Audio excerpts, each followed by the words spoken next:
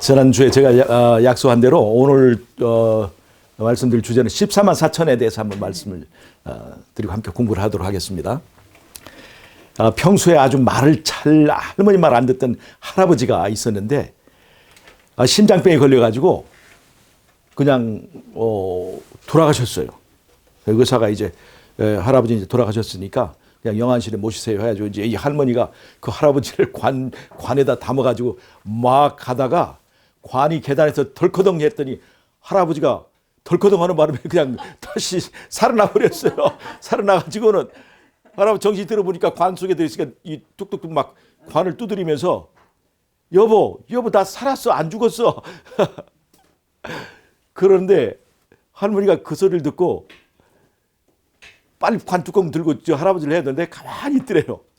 이 할아버지가 관을 막 쿵쿵 두드리면서 나 안 죽었다고 그렇게 얘기를 하니까 할머니가 뭐라고 그러냐면 당신은 의사 선생님 죽었다는데 무슨 그게 말이 많아요 그러더래. 의사 선생님 죽었다는데 뭐 자꾸 당신은 살았다고 그래요. 그러더래요. 잘 보세요. 제가 오늘 14만 4천에 대해서 얘기를 하는 거예요. 의사 선생님 말은 권위가 있습니까 없습니까? 있어요. 권위가 있죠. 근데 지금 이 상황에서 이 할머니는 의사 선생님 말을 들어야 됩니까? 할아버지의 말을 듣고 지금 빨리 의사 선생님을 설득해야 됩니까? 이 할아버지 지금 말이 더 중요해요. 지금 의사 선생님의 그 진단이 더 중요합니까? 때때로는 말이죠.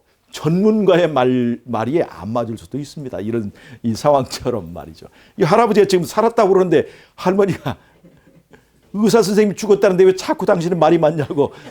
자, 보세요. 14만 4천이 실수냐 상징이냐 하는 거에 대해서 우리가 많은 그 주장, 많은 논란이 있는 거 아시죠?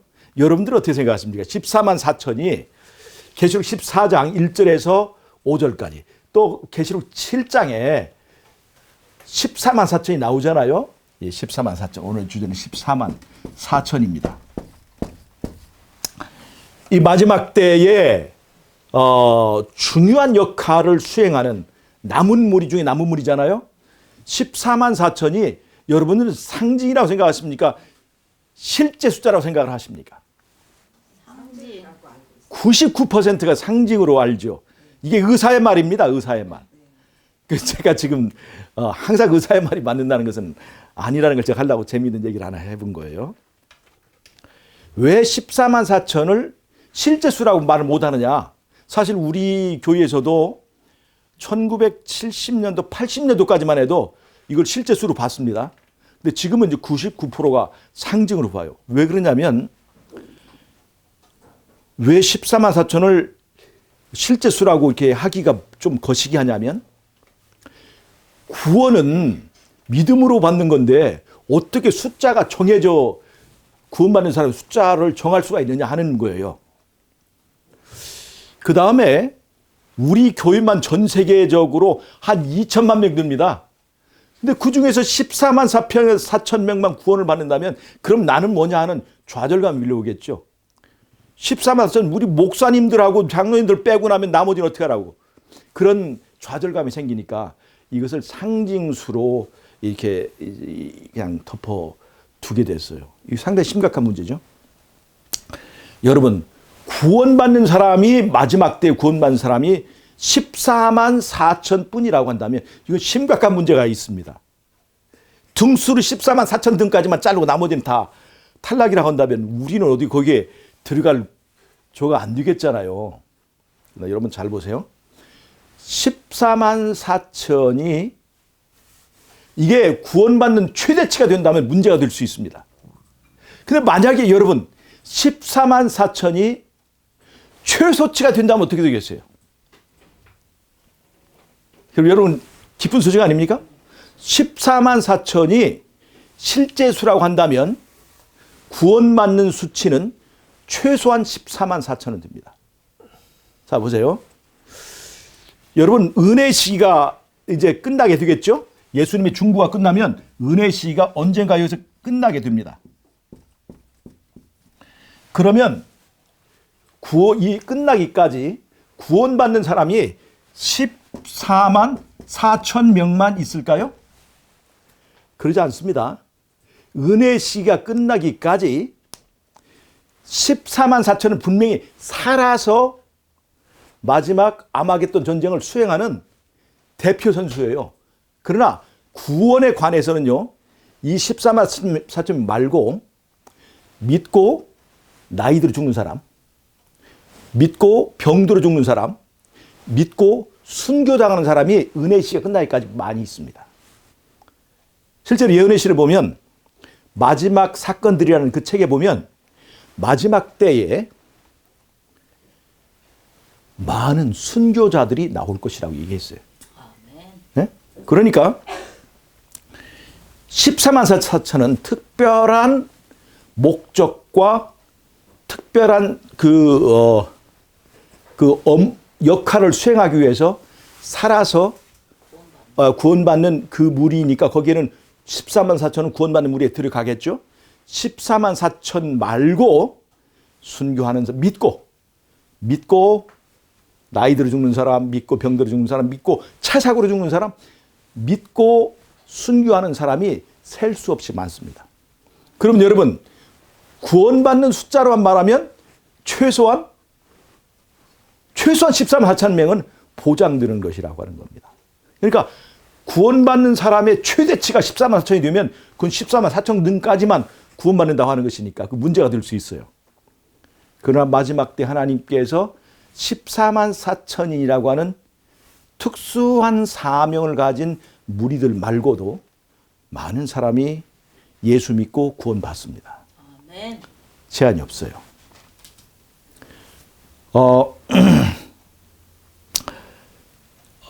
여러분 14만 4천이 그러면 어떤 역할을 하기 위한 것이냐 하는 것을 우리가 좀 알아야 될 필요가 있겠죠.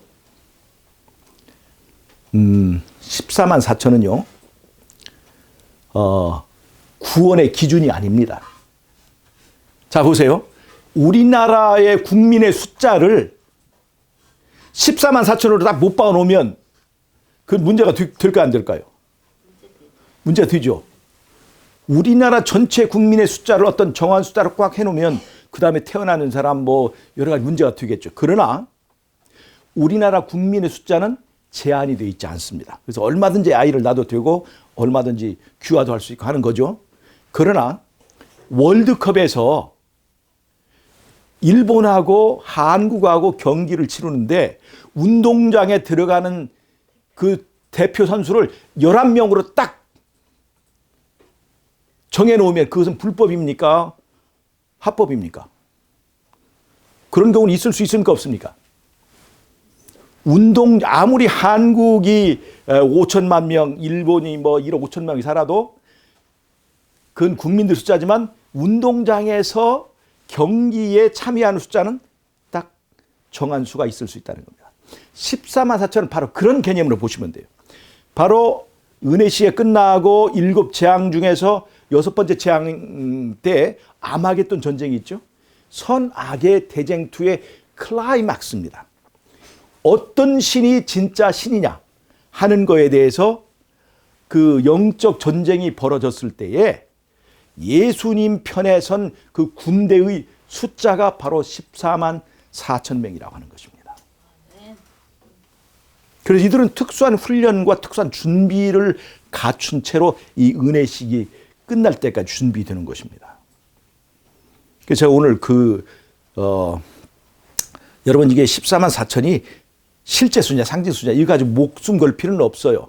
그냥 그러려니 생각을 하시고 들으셔도 돼요. 제 얘기를 듣고 이게 상징이다 그렇게 생각하셔도 큰 문제는 없습니다. 그러나 제가 오늘 한 얘기를 통해서 14만 4천의 마지막 때 역할을 이해한다면 내가 어떻게 준비되고 어떤 사람이 되어야 될 것인가를 생각하게 해주는 우리의 행동의 지표가 될 수도 있을 것이라고 하는 것입니다. 여러분 선악간의 대쟁투가 하늘에서 시작된 거 우리가 아시죠? 사단이 하늘의 왕이 예수님이에요. 예수님은 그리스도의 기름 부음 받은 왕이에요. 하나님 아버지께서 우주를 다스리도록 기름 부은 왕, 그 예수님입니다. 그 예수님은 무엇으로 통치하십니까? 말씀으로 통치하셔요. 말씀으로. 그분 자신의 이름이 말씀이에요. 말씀이신 하나님이 말씀으로 통치하시는 나라가 바로 예수님의 나라입니다. 말씀은 진리예요. 진리로 통치를 하시는 거예요. 근데 사단은 힘으로 예수님을 이길 수 있을까요? 없을까요? 이길 수 없어요. 그래서 예수님을 뭘로 공격했냐면 그 말씀을 공격했습니다. 사단은 요한복음 8장 44절에 보면 사단은 거짓의 아비라고 그랬어요. 즉 거짓말로 거짓말을 할 수 있는 사람과 거짓말을 하지 못하는 사람과 싸우면 누가 이길 것 같아요? 거짓말을 마음대로 할 수 있는 사람과 거짓말을 절대로 못하는 사람이 싸우면 누가 이길 것 같아요? 거짓말하는 사람은 내가 사기치면 쟤는 넘어간다 라고 생각하겠죠. 그런 마음으로 사단이 한 거예요. 거짓말로 진리와 싸움을 시작한 것입니다. 그래서 얼마 동안 잠깐 동안은 거짓말이 진리를 이길 수 있습니다. 그러나 결국에는 진리가 승리하는 것입니다. 어떻게 했어요? 사단은요, 예수님의 보좌, 왕의 자리를 누리기 위해서 예수님이 통치자로서의 자격이 없다는 것을 입증하기 위해서 말씀을 공격한 겁니다. 하나님의 말씀, 다시 말하면 율법이에요. 빛이 있으라 말씀하시니까 만물이 순종했어요, 안 했어요? 그게 바로 말씀입니다. 그러면 나 외에 다른 신을 섬기지 말라? 바로 그게 말씀이에요. 통치하는 말씀이에요. 다른 말로 하면 율법이에요, 율법. 이 율법에 만약에 흠이 있다면 이 율법을 가지고 통치하시는 예수님은 왕의 자격이 없다고 얘기하는 거예요. 그래서 율법의 흠을 잡습니다. 율법의 흠을 잡는 것이 사단의 공격이에요. 즉 성경이 말이죠. 성경이 만약에 성경에 예언한 예언 중에 하나만 이제 이것이 실행되지 않으면, 이루어지지 않으면 그 성경은 그건 하나님의 책이 아닌 거예요. 이미 그 성경이 아니에요. 다른 책과 똑같아요. 그래서 성경은 100% 흠이 없어야 돼요. 즉 예수님은 전혀 흠이 있으면 안 되는 거고, 사단은 흠을 하나만 잡으면 이기는 거예요. 그래서 이게 흠을 내려고 하는 사람과 흠이 있어서는 안 되는 두 세력이 싸우는 거예요. 그래서 사단이 보세요. 사단이 계명을, 율법을, 10계명을 완전히 다 바뀌어버립니까? 살짝 하나만 흠을 냅니까? 살짝 하나만 흠을 내요. 즉 살짝 하나만 율법에 흠이 있어도 그건 예수 그리스도 통치에 그분의 신성을 부정하는 것이 되는 거예요. 그래서 첫 번째, 그 율법에 흠이 있다. 다른 말로 하면 이 율법은 지킬 수가 없다. 그리고 이 율법은 우리의 자유를 박탈하고 우리가 뭐 좀 하려고 하면 절대로 못하게 만드는. 여러분 보세요. 우리가 좋은 직장 취직하려고 하는데 뭐가 걸립니까? 안식일이 걸려요. 안식일. 결혼도 그 안식일 때문에, 학교도 안식일 때문에, 시험도 안식일 때문에. 안식일만 없으면 우리 재림교인이 얼마나 이 사회에서 두각을 나타내겠습니까? 우리의 자유를 억압하는 것 같죠. 네? 이게 바로 사단이 우리에게 주는 그 세뇌예요. 이 세상에 살면서 우리가 율법 지키기 힘들어요, 안 힘들어요? 힘들죠? 우리의 본능은 율법을 지키는 데에 땡깁니까? 율법을 안 지키는 데 땡깁니까? 율법을 안 지키고 죄 짓는 데 땡겨요. 이런 우리의 육체의 본성을 가지고 율법을 지킬 수 있습니까? 없습니까? 우리의 육체의 본성을 누가 주셨어요? 하나님이 주셨죠. 이런 육체의 본성을 가지고 우리가 하나님의 율법을 지킬 수가 없다. 그래서 율법은 우리의 자유를 박탈하는 것이고, 하나님은 율법을 통해서 우리를 노예로 만든 것이다. 하나님께서 모든 영광, 모든 경배를 강요하고 독차지하고, 그래서 우리는 율법을 지킬 수 없다.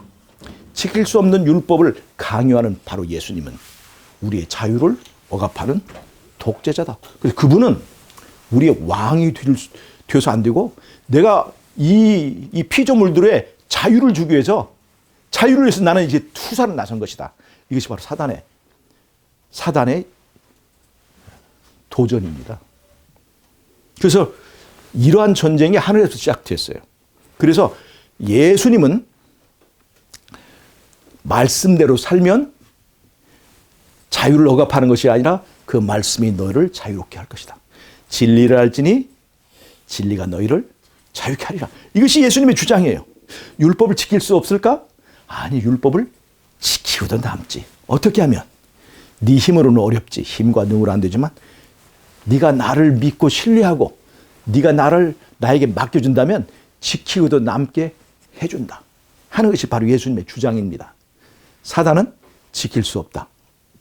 그리고 지킬 수 없는 율법을 강요하고 그 율법은 지킬 수 없기 때문에 폐지하거나 우리의 본성에 맞도록 약간 변개해야만 된다라고 하는 것이 사단의 주장입니다. 그래서 이런 것들이 반영된 것이 지금 로마 가톨릭을 통해서 십계명을 왜곡하고 살짝 틀어놓은 거예요.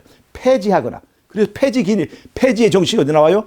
하나님께서 십자가를 통해서 율법을 폐하고 우리는 율법으로 자유롭게 되었다라고 하는 것이 기독교계의 전반적인 이론이 되어버렸습니다. 우리는 율법으로 자유롭다 이렇게 얘기하고 있어요. 율법을 폐지함으로. 그런데 우리 재림교회는 어떻습니까? 남은 우리 백성들은 우리는 율법을 폐지함으로 자유로운 게 아니라 율법에 순종하고 왜 순종할 수 있어요? 우리는 예수님을 사랑하기 때문에 마지못해 지키는 것이 아니라 기꺼이 순종하고 사랑하기 때문에 예수님을 사랑하다 보니까 율법을 지키고도 남는다 하는 것이 바로 우리 재림교회의 율법으로 자유롭게 되는 것입니다. 예수님을 사랑하게 되니까 율법이 요구하는 것보다 더 훨씬 많은 걸 할 수 있는 거예요. 율법으로부터 자유롭게 되는 거예요. 제가 예전 아이들을 그 영어를 가르칠 때 보면 공부하기 싫어하는 애들은요, 숙제를 내주면 10개를 내주면 그것을 다 못 해가지고 항상 해요. 그런데 그 중에 어떤 아이는요, 그 공부 자체를 굉장히 좋아해요. 근데 걔는 숙제 내준 것보다 더 많이 해요. 더 많이 해. 그걸 좋아하기 때문에. 바로 그런 원리예요. 우리가 예수님을 사랑하게 되면 율법이 요구하는 것보다 더 많이 할 수 있습니다. 여러분 잘 보세요. 원수가 강제로 오리를 가자고 하면 그것이 지옥입니까? 안 지옥입니까? 그런데 사랑하는 남녀가 둘이 속삭이면서 가라고 하면 오리까지만 갈 수 있을까요? 10리, 100리까지 갈 수 있을까요? 100리까지 갈 수 있는데 길이 10리에서 끊어졌네. 그래서 못 가는 거지. 오리는 아무것도 아닌 거예요. 즉 사랑하는 사이에서 일어나는 일은 억지로 하는 일과는 비교할 수 없는 효과를 낸다는 것이에요. 그래서 우리가 진리를 사랑하고 예수님을 사랑하게 되면 율법이 요구하는 것 정도는 지키고도 남는다. 이것이 바로 예수님의 매직입니다. 사랑의 매직이. 그래서 이 둘 사이에 하나님의 말씀에 순종할 수 있다, 없다. 하나님의 말씀에 순종하는 것은 우리가 노예가 되는 것이다. 아니다. 하나님의 말씀에 순종하게 되면 진리가 우리를 자유롭게 하고 우리 마음속에 천국이 이루어지는 것이다. 라고 하는 것이 이 선악과 대쟁투의 핵심 이슈입니다. 그러다가 하늘에 시작된 그 전쟁이 이 땅으로 옮겨 붙었죠. 사단이 내쫓긴 후에 하나님께서, 그러니까 사단이 내쫓길 때 하늘이 행복했을까요? 아니면 우울했을까요? 우울했겠죠. 잘 알던 천사들, 아주 같이 일했던 그 천사들이 반란을 일으켜서 3분의 1이 내쫓겼습니다. 그래서 하늘이 굉장히 우울하고 공허하고 혼돈하고 깊은 흑암 가운데 있었습니다. 그래서 그들에게, 그 천사들에게 뭔가의 교훈을 주려고 하나님께서 영세 전부터 계획했던 그 계획을 실행했는데 그것이 바로 인간 창조의 일입니다. 잘 보세요. 왜 이 우주의 혼돈의 전쟁이 있은 바로 그 직후에 하나님께서는 이 인간을 창조하셨을까? 잘 보세요. 몇 가지 힌트가 있습니다. 왜 천사보다 못한 흙으로 인간을 지었을까? 이것은 예수님에게 적용되지만 먼저 아담에게도 적용이 됩니다. 아담을 뭘로 만들었어요? 흙으로 만든. 천사보다 못하게. 왜 그럴까요? 흙으로 만든 인간이 예수님과 사랑하면서 사랑을 받고 사랑을 반사하면서 예수님이 주신 그 계명을 율법을 지키고도 남게 순종하면서 그 다음에 점점 자라서 어떤 경지에 이르면 천사들의 버리고 간 그 자리 역할을 할 수 있도록 인간을 창조한 거예요. 앞으로 구원받은 인간들이 가서 할 일이 바로 이 하늘 천사들이 버리고 간 그 자리, 그 역할을 하게 되는 것입니다. 그 다음에 여러분 잘 보세요. 하나님이 엿새 동안 창조하셨잖아요. 하나님이 창조 능력이 6일이 걸려야 됩니까?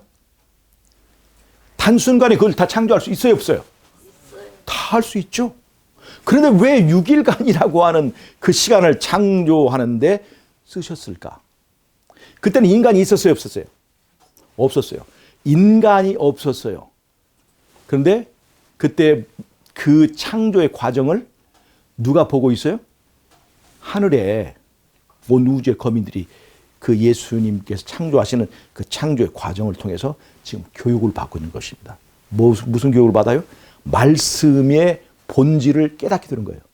즉 말씀하시면 그 말씀이 허지로 돌아가지 않고 반드시 이루어지는 것을 보는 거예요. 인간에게 주신 그 말씀, 율법이 우리 삶에서 이루어질 수 있는가 없는가에 대한 말씀 순종할 수 있는가 없는가에 대한 그 창조를 통해서 말씀의 능력을 보여주시는 겁니다.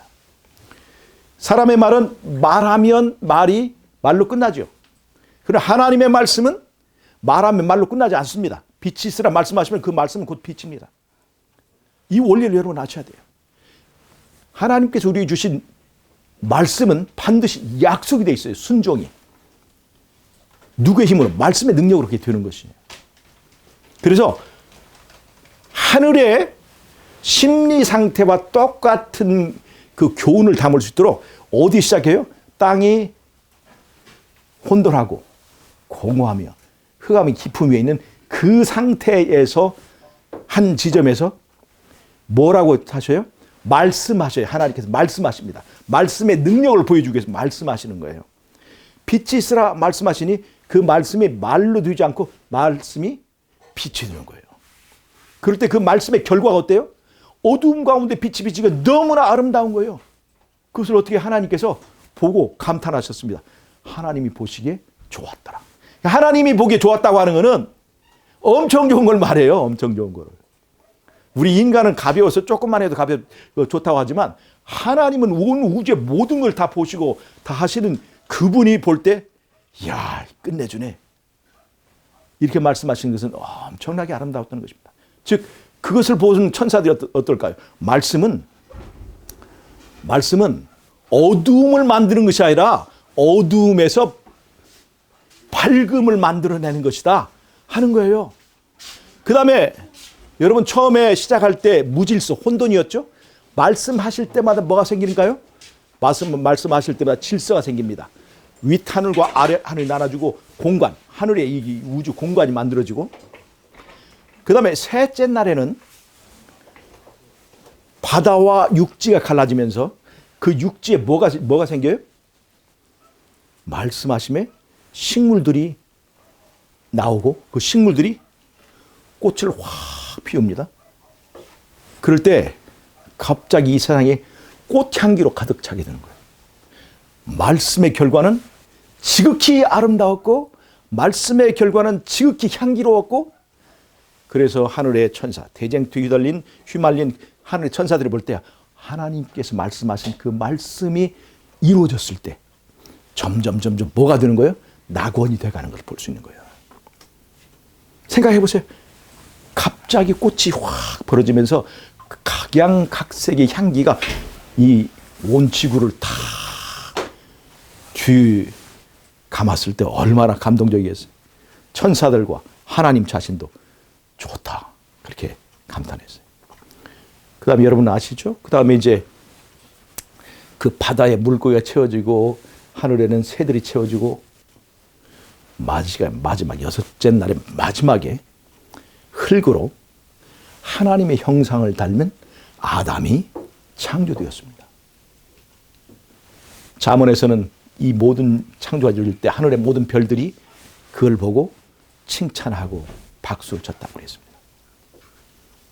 그리고 하나님께서는 흙으로 만든 인간이 흙보다 훨씬 뛰어난 영적 존재들이 할 수 없다고 하는 그것을 이 흙으로 만든 인간이 해내는 것을 통해서 이 대쟁투를 거기서 마무리 지려고 했던 거예요.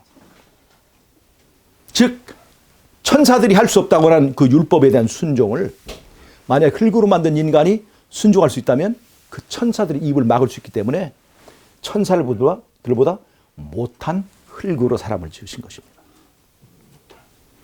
그래서 이 지구의 창조는 그냥 항상 막 그냥 여기저기 생겨나는 우연한 발생 중에 하나가 아니라 하나님께서 특별하게 대쟁적 의미를 두고 뜻을 두고 창조한 것이라고 하는 겁니다. 그리고 그런 의미에서 이 지구가 선악간의 대쟁투의 현장이 되어버린 거예요. 여기를 점령하려고 하는 싸움이 여기에 몰려진 거예요. 전쟁터가. 그래서 뱀이 이제 아담을 유혹하지 않습니까?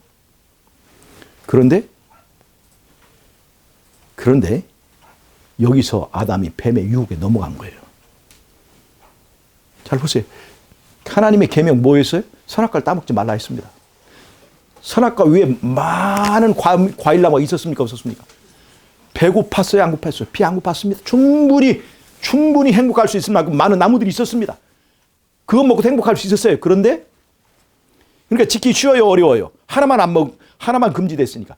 너희들 이거 하나만 먹어라. 나머지 손대지 마라. 그랬다면 어려웠겠죠. 계명을 지키는 것이 어려웠겠죠. 그런데 다른 건 마음대로 해. 얼마든지 자유롭게 해. 그러나 이거 하나만 하지 마라. 여러분 지키기 쉬운 법입니까? 어려운 법입니까? 지키기 쉬운 법이에요. 근데 사단이 이 계명을 범하도록 하기 위해서 어떻게 했어요? 이 선악과를 보면서 선악과를 보니까 먹음직하고 보암직하고 이것을 먹으면 지혜롭게 되어서 하나님같이 될 수 있는 광채를 이렇게 풍기고 있을 때 뱀이 말합니다. 네가 이것을 먹으면 너도 하나님같이 될 수 있어.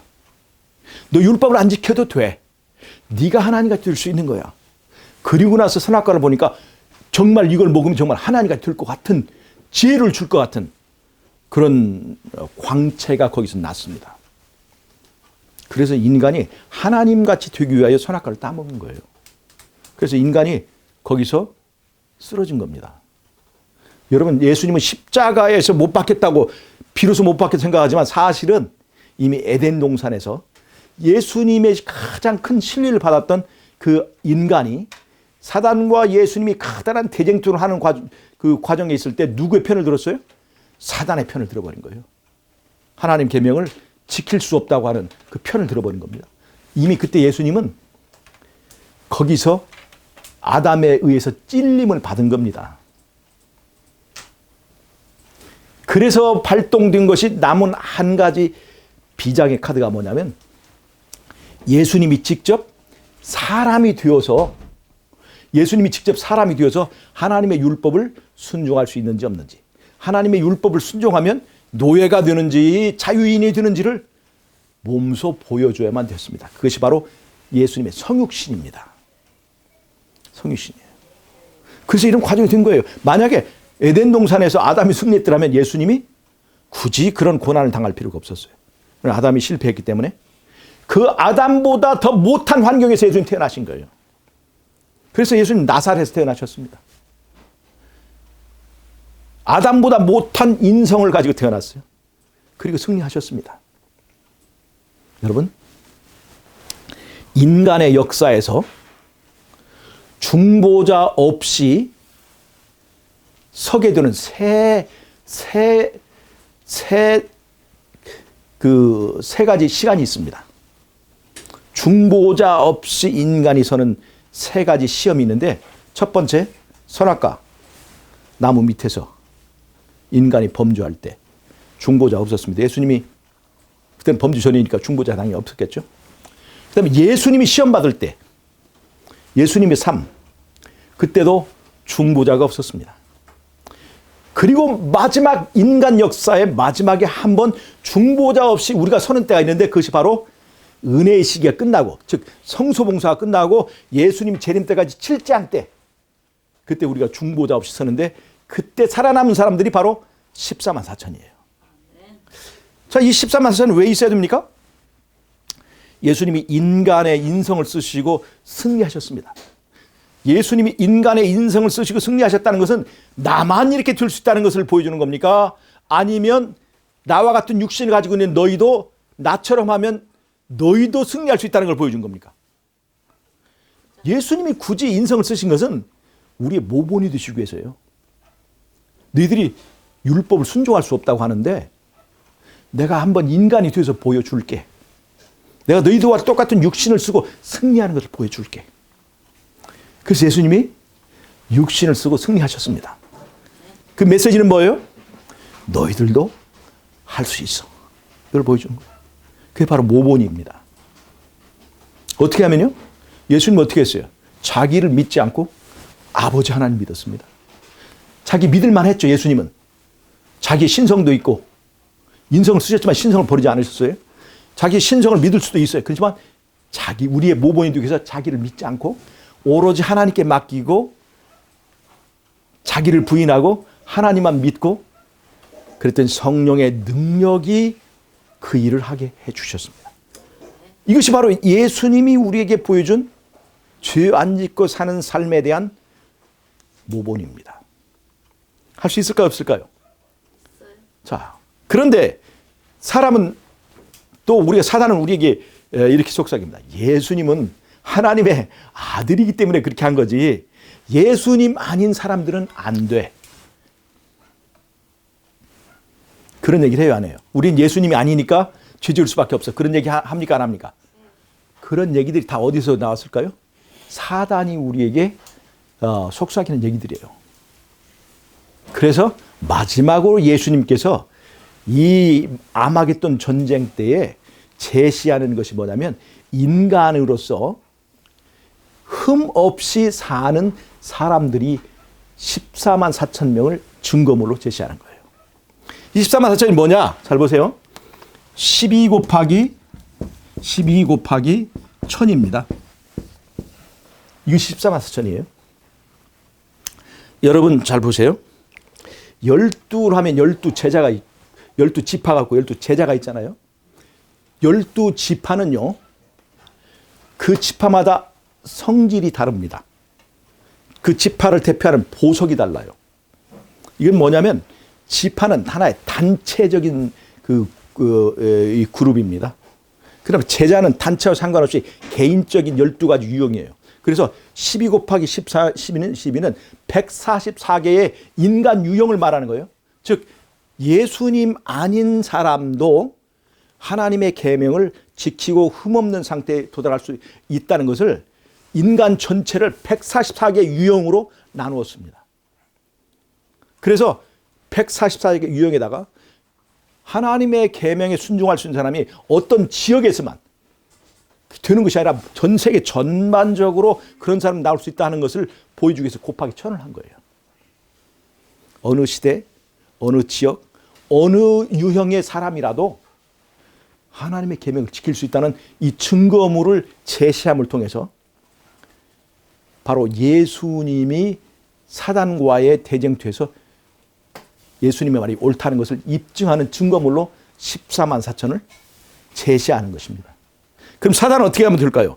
14만 4천 명 중에서 한 명만 달성을 못해도 봐봐, 한 명이 안 되잖아. 그건 누구 책임이에요?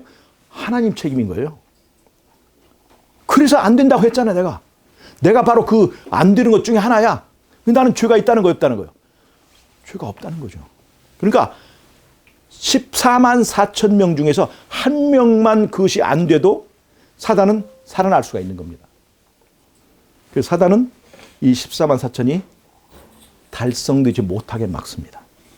자, 보세요. 14만 4천은 구원받는 기준이 아닙니다. 구원은 예수만 영접하면 누구나 받을 수 있어요. 14만 4천이 아니라 여기다 곱하기 1000을 해도 다 구원받을 수 있습니다. 그러나 이 14만 4천은 마지막에 아마겟돈 전쟁이라고 하는 치열한 영적 전쟁, 즉 죽는 것보다 사는 것이 더 힘든 그런 환난을 통과해서 하나님의 통치가 정당하다 하는 것을 입증하기 위해서 체력적으로, 영적으로 또 여러 가지 그 면에서 다 준비된 사람들을 말합니다. 그래서 이렇게 준비가 되지 못하고 연약한 사람들은요, 그 전에 잠들게 하십니다. 인간은 어차피 죄를 지은 인간은 예수님과 함께 죽고 부활하는 패턴이 원래 구원의 일반적인 패턴이에요. 그러나 14만세는 왜 허용될까요? 이 사람들은 죽음보다 더한 환난을 견뎌야 되는 사람들이기 때문에 허용이 된 거예요. 그래서 이 사람들은 월드컵에서 운동장에 들어가 싸우는 선수들의 숫자이기 때문에 이것을 구원받는 숫자로 말을 하는 것이 아니에요. 아시겠죠? 그러니까 구원받는 숫자는 14만 4천보다 훨씬 많을 수 있습니다. 그리고 14만 4천이 실수라고 한다면 최소한 14만 4천 명 이상은 구원받는 거예요. 우리에게 복입니까 아닙니까? 최소한 하나님께서 마지막 때에 14만 4천 이상은 구원을 받는 거예요. 감사합니까? 감사한 거예요. 우리가 14만 4천 특징을 보면 그 입에 거짓말이 없고 흠이 없는 자들이라고 그랬죠. 다른 말로 하면 흠 없는 율법을 지키는 사람들이 특별히, 그 다음에 안식일을 마지막에 지키는 거죠. 완전한 흠 없는 율법을 지키고 그 다음에 그 율법을 지킴으로 그것이 품성화된 사람들입니다. 무슨 말이냐면, 품성화됐다는 것은 무슨 말이냐면, 누가 봐도 그 사람은 율법을 지키는 사람이다 하는 것이 겉으로 완전히 인지할 수 있는 사람들이라는 거예요. 즉 품성이라는 것이 구원의 조건은 아니에요. 자, 내가 품성화되지 않아도 예수님 영접했으면 구원받을 수 있어요, 없어요? 예수님을 영접한 것은 우리 마음속에서 일어나는 거죠. 누구도 쉽게 판단할 수 없습니다. 그러나 내가 한번 예수님을 믿게 되면 생각이 변하게 되고 내 행동이 변해질 수 있습니까, 없습니까? 그 다음에 그 행동이 계속되면 이것이 습관이 됩니까, 안 됩니까? 습관이 되면 그렇게 하는 것이 쉬워져요. 그러나 커다란 환난과 커다란 시험이 왔을 때도 그것을 이기고 극복하려면 이것이 뭐가 되어야 되냐면 품성이 되어야 돼요. 인격화돼야 돼요. 인격화됐다는 건 어떠한 고난, 어떠한 시련, 어떠한 유혹이 와도 변하지 않을 정도의 굳어진 상태를 말합니다. 그래서 이 사람들에게 뭐를 붙이냐? 인을 치는 거예요. 인을 치는 거예요. 마지막 때에 왜 우리가 품성화되는 줄 아시겠죠? 마지막 때 그런 전쟁이 있기 때문에 그래요. 그러니까 14만 4천이 실수라고 해도 큰 문제가 없죠. 그리고 이런 대쟁투의 흐름에 명확한 개념이 잡혀질 수 있겠죠. 우리는 14만 4천이 되기 위해서 노력해야 되고 그렇게 될 수 있도록 우리 자녀들을 교육해야 되고 우리 집안에서 우리나라에서 그러한 사람들이 나올 수 있도록 격려하고 노력해야 합니다. 그래야 그 14만 4천이 빨리 준비돼야 예수님의 재림이 이루어지는 거예요. 14만 4천 명 중에 하나만 안 돼도 예수님의 재림은 지체됩니다. 근데 만약에 상징이라고 한다면 100명 있어도 14만 4천입니까 아닙니까? 하나의 무리를 말하니까 100명 있어도 이미 돼버린 거예요. 상징이라고 한다면 숫자에 상관없이 다 이미 완성이 된 거예요. 예수님은 재림할 수 있는 거예요. 무슨 말 아시겠어요? 근데 이것이 실제가 되면 그것을 위해서 예수님과 사단 사이에 커다란 전쟁이 성립하게 되는 겁니다. 만약 14만 4천이 상징이면 1억 명도 14만 4천을 부르는 거고 1000명도 14만 4천이라 부를 수 있는 거예요. 그러면 이미 예수님은 재림을 하셔도 아무런 상관이 없죠. 그러나 사단은 14만 4천에 하나라도 흠이 있게 만들어서 예수님의 재림을 막으려고 합니다. 왜냐하면 그래야 누가 살기 때문에? 자기가 살기 때문에 그렇게 하는 거예요. 여러분, 우리는 그 14만 4천이 실제 수냐 상징이냐? 지난번에 이스라엘이 엘리야 시대에 3년 반 정도의 기근이 있을 때에 다 바알에게 무릎 꿇고 몇 명이 남았다고 그랬어요? 7,000명 남았죠. 7,000명. 7,000명 남았죠. 이 7,000명은 실제 수일까요? 상징 수일까요? 실제 수예요. 이거 실제 수입니다. 14만 4천도 마지막 때에 실제 수예요.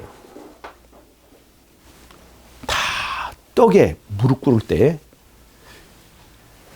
오직 하나님 섬기는 남은 물이 그것이 바로 14만 4천이라는 수인데 우리가 만약에 우리 집안에서 그런 사람을 배출한다면 우리는 하늘에서 커다란 영광을 얻을 것입니다. 그리고 내가 바로 그런 사람이 된다면 더 좋겠죠. 아니면 우리 집안에서라도, 아니면 우리 교회에서라도, 아니면 우리 나라에서라도 그런 사람이 배출된다면 우리로서는 커다란 영광이고 그런 사람들이 나올 수 있도록 내가 한 역할을 했다는 것 자체가 커다랗게 우리에게 면류관을 받게 하는 공로가 될 것이라고 하는 것입니다. 여러분, 선악간의 대쟁투가 이렇게 치열하게 가고 있습니다. 여러분, 우리는 어떻습니까? 내가 예수님을 정말로 사랑한다면 내 그 사랑에 주는 그 사랑의 본성 때문에 하나님의 말씀대로 사는 것이 쉬워질까요? 어려워질까요? 쉬워지는 거예요. 그러나 내가 예수님께 멀리 있으면 있을수록 이 거리가 멀면 멀수록 뭐가 더 사랑스러울까요? 세상이 사랑스러웁니다. 연속극이 더 땡깁니다. 죄 짓는 일이 더 땡겨요. 나와 예수님과의 거리, 간격, 그 간격이 내 생활을 결정한다는 것입니다. 우리 간격을, 예수님과의 간격을 좁혀야 될 필요가 있습니다. 베드로가 예수님을 부인하게 된 것이 뭐 때문입니까? 멀찍이 따라갔다는 거 아닙니까? 멀찍이. 바로 우리가 그런 거예요. 간격이, 예수님과 우리 사이의 간격이 커서 내가 멀찍이 예수님을 따라갈 때 마치 예수님 따라가는 것이 목사님의 일이나 장로의 일인 것처럼 선교사들만의 일인 것처럼 우리는 멀찍이 따라갑니다. 그래서 베드로같이 되는 거예요. 여러분, 대쟁투가 이렇게 흘러간다고 하는 것을 우리가 이해한다면 우리는 어디로 돌아가야 될까요? 말씀으로 돌아가야 됩니다.